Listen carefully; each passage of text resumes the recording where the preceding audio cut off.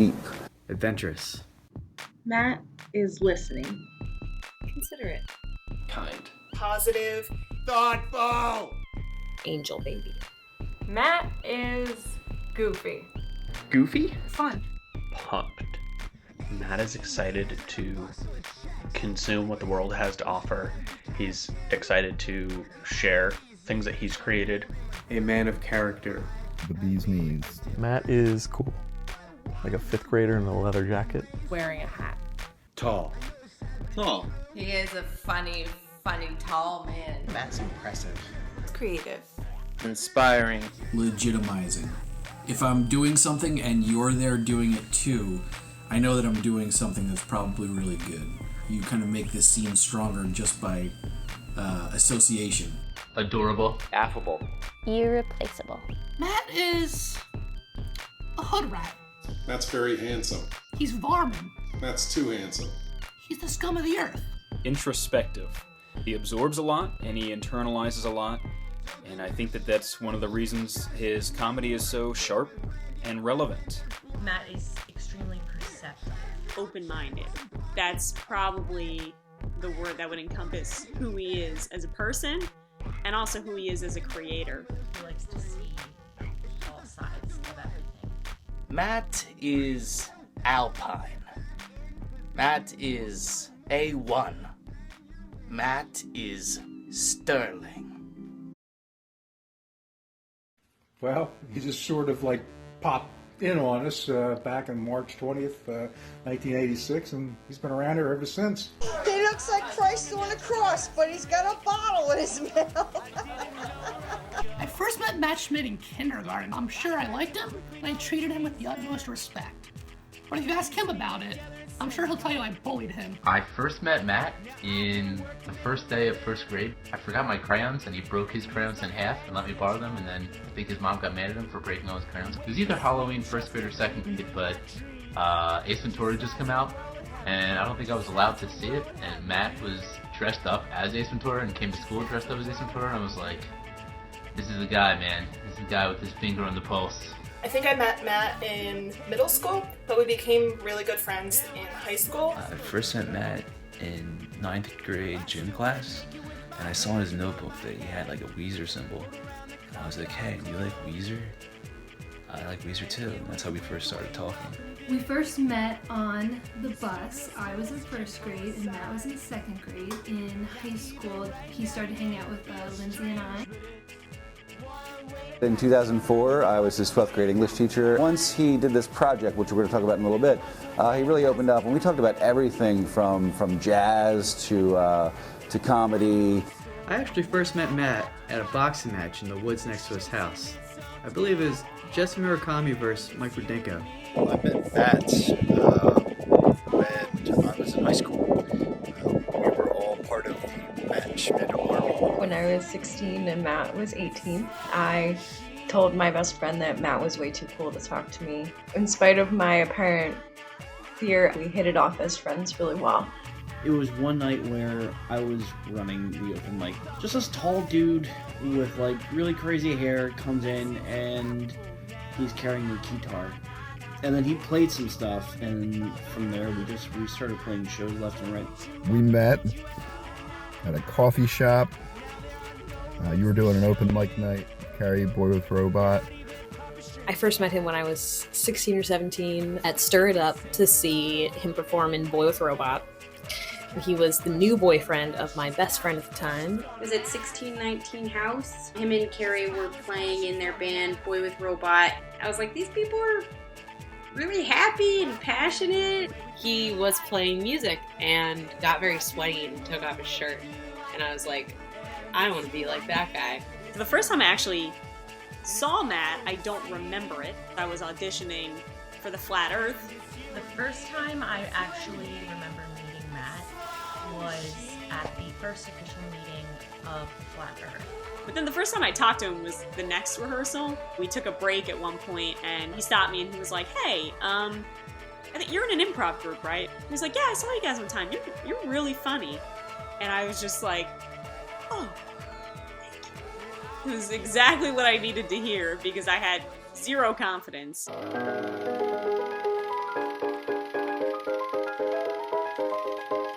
I first met Matt at a theme show.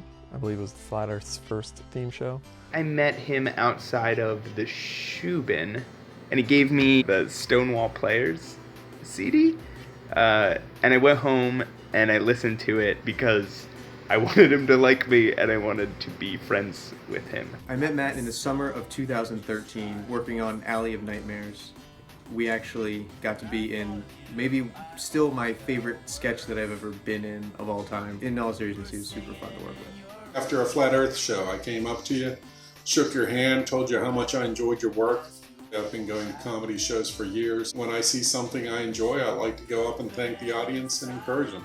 I think it was probably over a cigarette, and I was probably gushing about how much I love the Flat Earth, and it was probably awkward. When I first got involved with the Philly comedy scene, my cousin had told me that she had worked with someone who she thinks now does comedy in Philly, and I should try to see him perform because he is one of the funniest people that she had ever met, and his name was Mr. Matthew Schmid.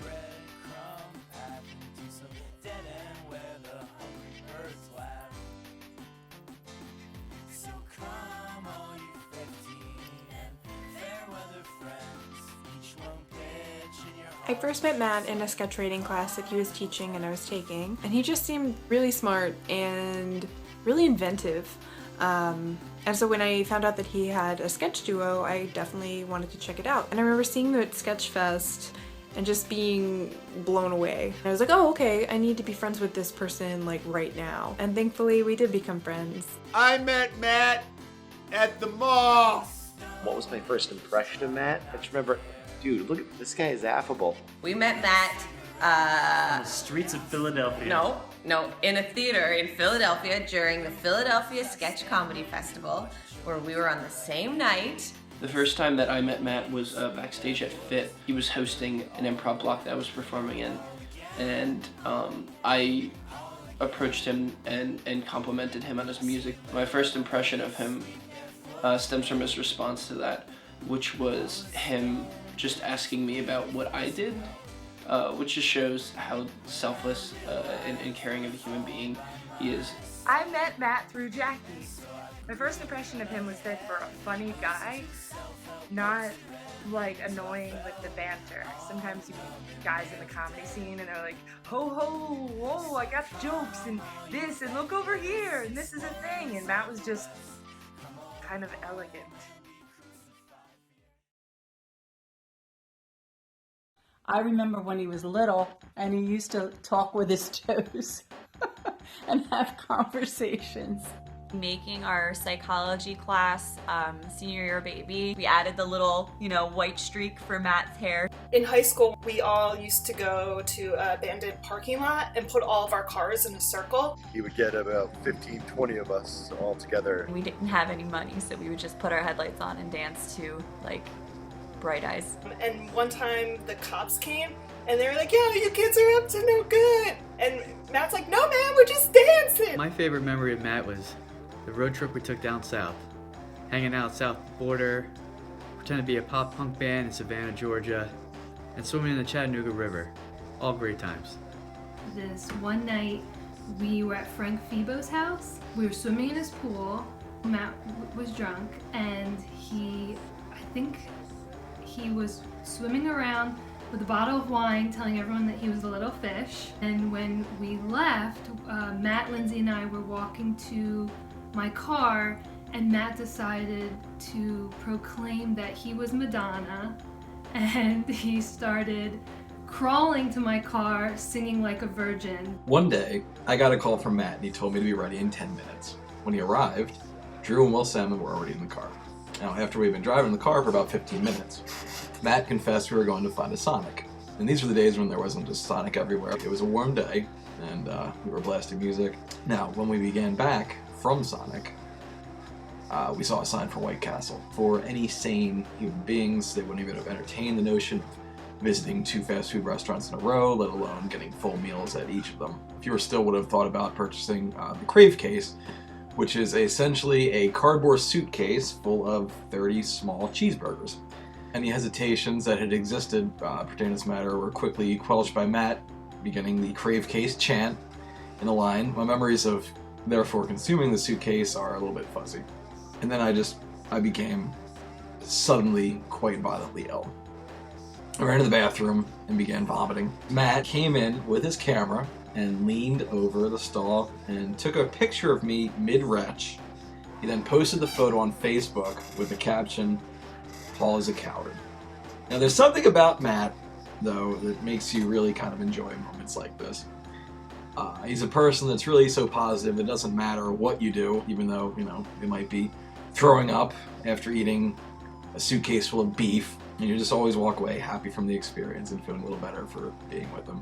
My favorite time with Matt was recording our album Spooky in 2008. It was every feeling, everything that you can imagine going through, trying to work through this beautiful piece of art that was like living inside of Matt's brain and living inside of my soul. I think we learned a lot, and I think we really cemented our friendship during that time, and I'm still really proud of the music that we made. One of the first times I ever hung out with Matt was at a party at Jackie's house. We hung out like on her back porch for like hours after the party had ended, where you're hanging out with your friends and laughing so hard that you run out of all of your energy. That was that kind of night. My favorite Matt memory is the time when that woman got her cat stuck in the ceiling.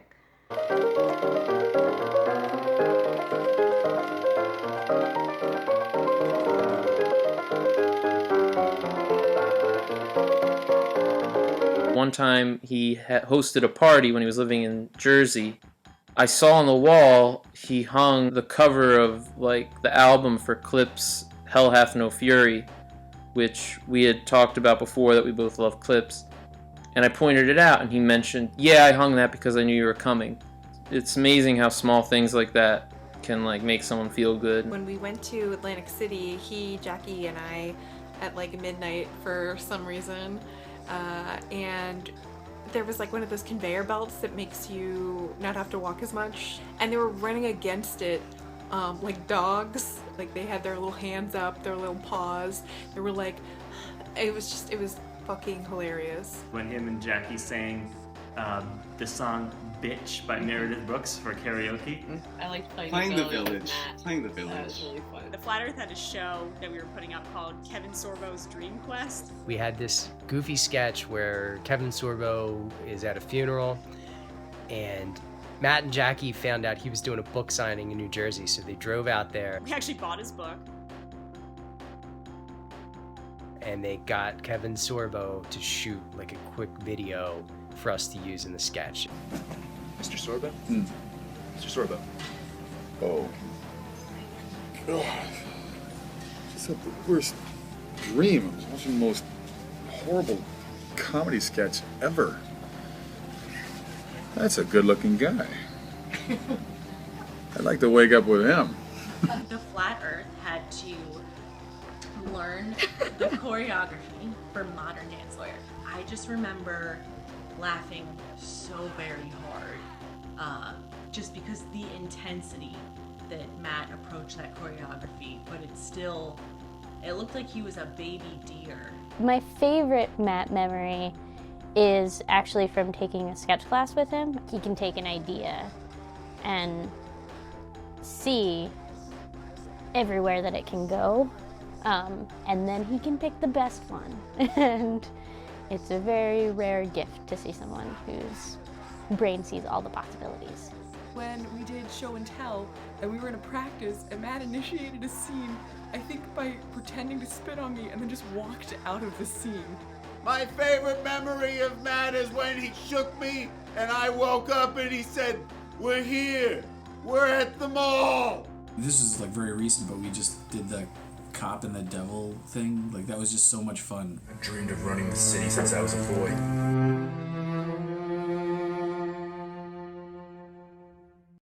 Are you ready?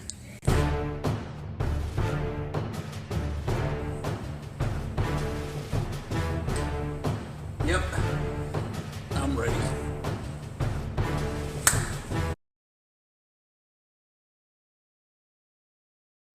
When he was little, he made a story about his glasses getting lost, which was awesome. And I think that's what actually started his writing career. All of his videos in high school, we would watch them on repeat because they were just so funny. The commercial for the fortune cookie sale for Asian awareness is one of the first videos we ever worked on together, and still one of my favorites.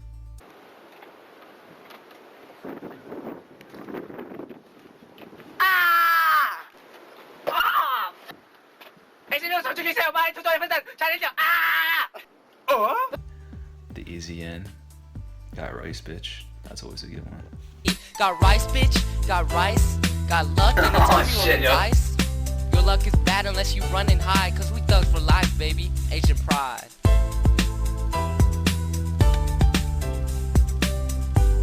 The Hobbit movie, which was Matt's senior project for English class, was one of the things I think that helped kind of like break the ice between Matt and myself. And sadly, I cannot find the movie this year. This is the first year I haven't got a chance to show it to my classes. So we're going to reenact it with pictures from Matt's senior yearbook. All right. Matt Schmid played Gandalf, the Grey Wizard, and Chris Geen played Bilbo Baggins. The premise of the movie was that Bilbo and Gandalf had sat down for tea after, not having seen each other for quite a bit of time, and they were just talking about the events, from the book The Hobbit. At one point, Chris Geen says to Matt in a sort of undescribable accent, I guess, "Gandalf, do you remember when we were attacked and you fought the goblins off with your magic wand?" To which Matt, completely deadpanned, replied, "I don't have a magic wand, son. I have a magic stick." And then this song came on.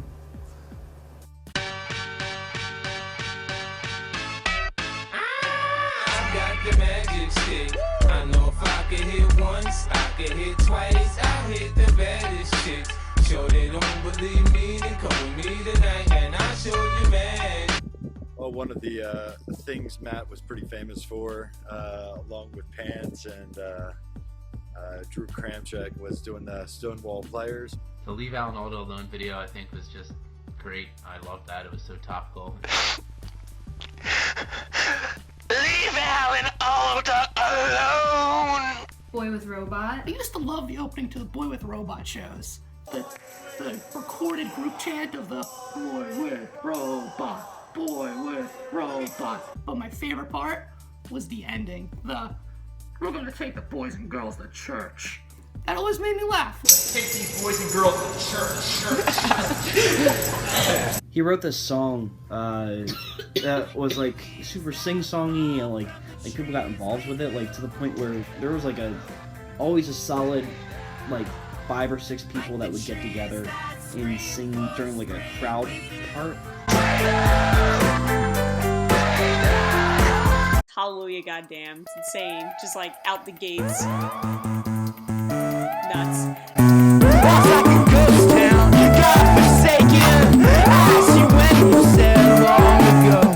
Flood Stories. I think Flood Stories is some of the best musical writing I've seen him do. I told you stories from the shopping mall. I'm a skin full like a sail beneath that air-conditioned squall. And Porch Light, just thinking about that song and the sounds can get me emotional.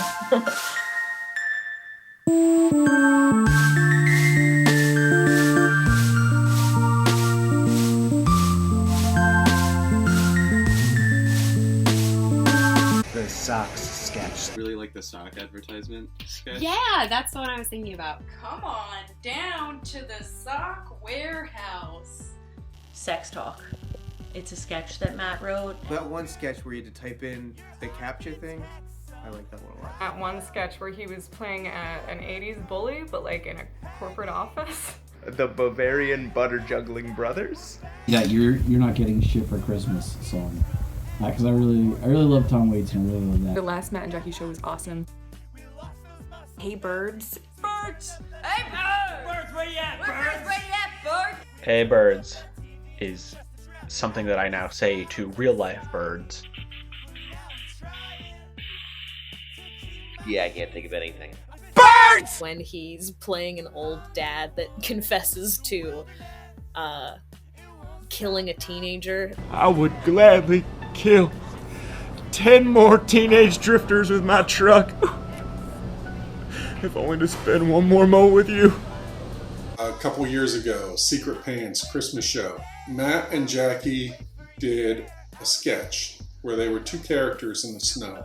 They'd been excluded from all the other Christmas parties, and they didn't have anybody, but they had each other.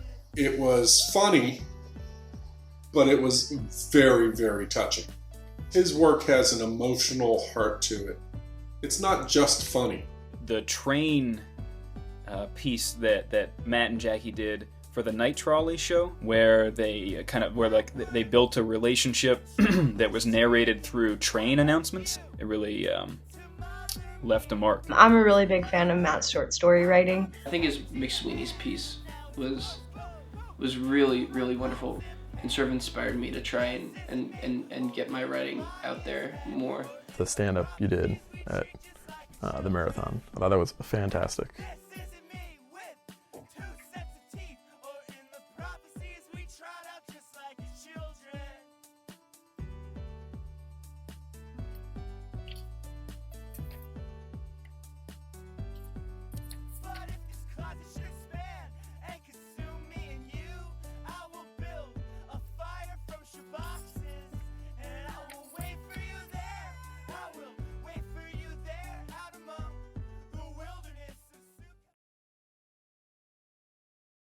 This one summer, it was probably like 2006, 2007-ish, I was going through just like a tough time. I talked to Matt about it, and then I went on a family vacation. He had this whole surprise waiting for me when I got home, and he had made a video, like a tribute to me, with like he interviewed my friends, I guess like this video. All our friends were there, and we had a party. He just wanted to show me that he cared and that everybody cared, and it was just super, super nice. But I was running to Matt at Christmas time, and either here at school he would come up and see me, and then there was another year where I was kind of having a bad year in terms of some things happening outside of school, my personal life, and I got a really nice handwritten letter from Matt, and it really did make me feel that what I was doing was the right thing to do and that I was here for a reason.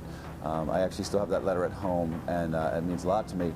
Another thing that Matt gave me was this, which I still have, and I proudly display this in my music room at home. It is a Bell and Sebastian Legal Man piece of artwork that Matt got me from the record store. Matt was really, really there for me when I went through one of the more difficult times in my life, and I really appreciated it. Well, I guess he did take a bullet for me once. Does that count as nice? I guess you're gonna want some backstory, huh? In my younger years, I was kind of a cocky, hot-headed rock musician, or rock musiker, as we said in the native Germany or Deutschland. Ich bin Rockmusiker.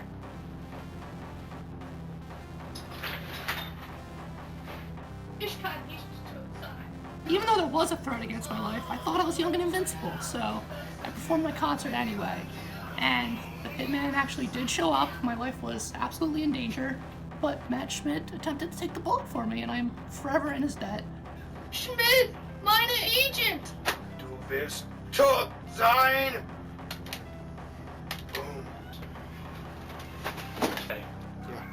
Nein! Du wirst tot sein!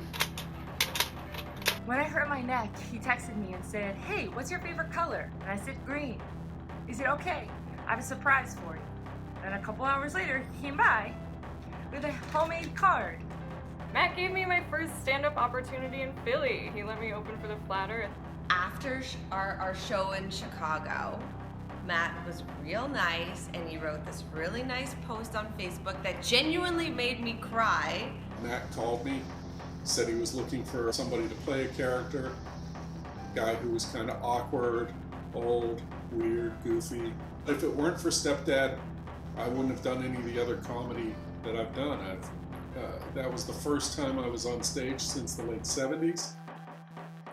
And I've gone on, I've done sketch, I've done stand-up, I've done a little bit here and there.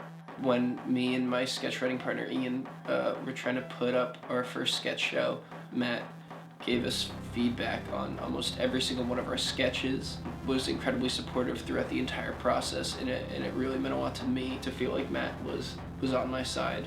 The nicest thing Matt's done for me is encouraging me to write more, for sure. He went out of his way to tell me that it's something I should keep doing. You know, it really buoyed me and went a long way, so thanks. There are two kinds of people in the world, ones who could easily be made into Muppets and those who can't. Matt definitely falls into the former camp, and that's a really good thing. In an industry where there's so much negativity and infighting and gossip, he's the kindest soul. I've never heard him utter anything against anyone else. Happy birthday! Happy birthday Matt. from the old farts back here. Happy birthday, Matt! Love you, buddy. Happy birthday. Happy birthday, Matt. We love you. Here's to you, Schmid. Happy 30th birthday. Happy birthday, Matt. We love you. Now let's party. I'm so proud of you for everything that you've done. I love you. Happy birthday. I look forward to hearing and seeing you blow up even more. So congratulations on all your success, and hope you have a great 30th, man. It's been a long time. Happy birthday. I love you. Happy 30th, Matt. You can kidnap me anytime. Happy birthday, Matt! I love you. I miss you. I need to see you next time I come home. Tell your parents I said hey! Let's be in a band when we're old, like when we're in our 90s. I think we'll do really good on the senior citizen home scene. I love you, brother. Happy birthday. I hope your day is full of candy and happiness. Happy birthday, Matt. It's awesome to have friends like you, so happy birthday. Continue to do great things and expand your horizons as a multi-talented, severely funny, super kind, great dude. And have a happy birthday. Never change. Never stop creating. And this one's from the heart, though. For real, Matt, you are one of the most brilliant and talented people I've ever met.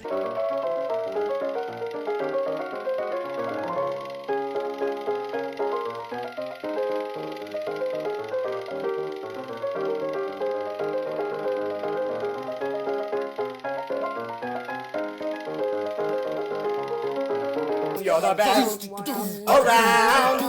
Nothing's gonna ever keep you down. You're the best around. Nothing's gonna ever keep you down.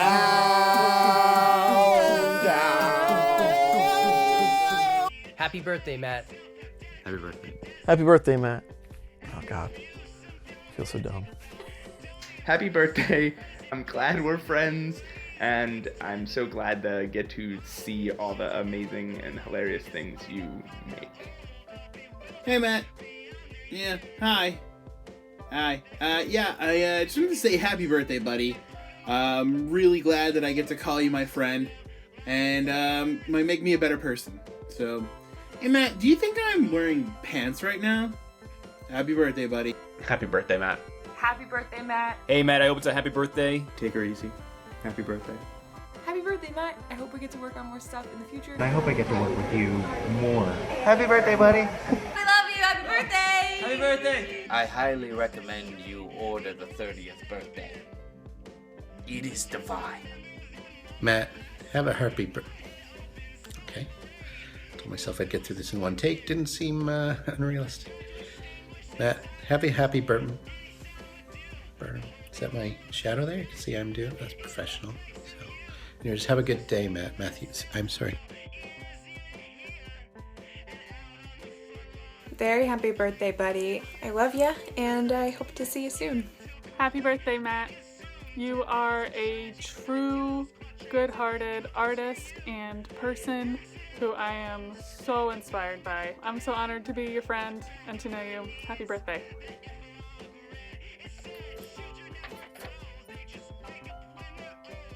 Happy birthday! Happy birthday, Matthew Schmid. You're an asshole. You better wise up, pal. You better watch it. Watch it back. Don't mix your colors with your whites. Stop smoking cigarettes, Matthew. I mean, God, it's a waste of money and you're hurting your health. Happy birthday, Matt. I love you. Happy birthday, dude. You love talking about food with me, which we know is awesome. Keep on keeping on, dude. Thank you for everything that you do for all of us. Thanks for being a person who I could look up to and respect. Happy 30th birthday from the bottom of my heart. I believe in you. All the people in the room right here, they believe in you. Thank you for everything you've done for me, and I hope you have a great birthday. Happy birthday, Matt.